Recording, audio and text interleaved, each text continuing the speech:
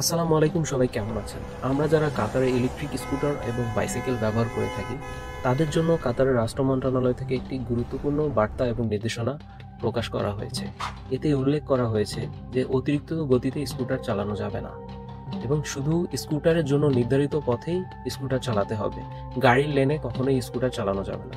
চালানোর সময় রাস্তার দিকে খেয়াল রাখতে হবে, হেলমেট পরিধান করতে হবে এবং এটি অ্যাক্সিডেন্ট হলেও আপনার জীবন রক্ষার্থে কাজে আসবে। দুহাত দিয়ে অবশ্যই ভালোভাবে স্কুটারকে নিয়ন্ত্রণ করতে হবে। অসতর্কতাজনকভাবে ভারসাম্যহীনতার কারণে অনেক সময় অ্যাক্সিডেন্ট হতে পারে।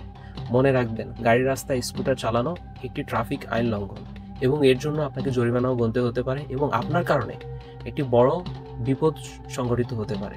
এজন্য আপনারা নিরাপত্তা আপনারই হাতে। দায়িত্বশীলভাবে স্কুটার ব্যবহার করুন, দুর্ঘটনা এড়িয়ে চলুন। তো দেখা হচ্ছে অন্য কোনো ভিডিওতে। সে পর্যন্ত ভালো থাকবেন। আল্লাহ হাফেজ।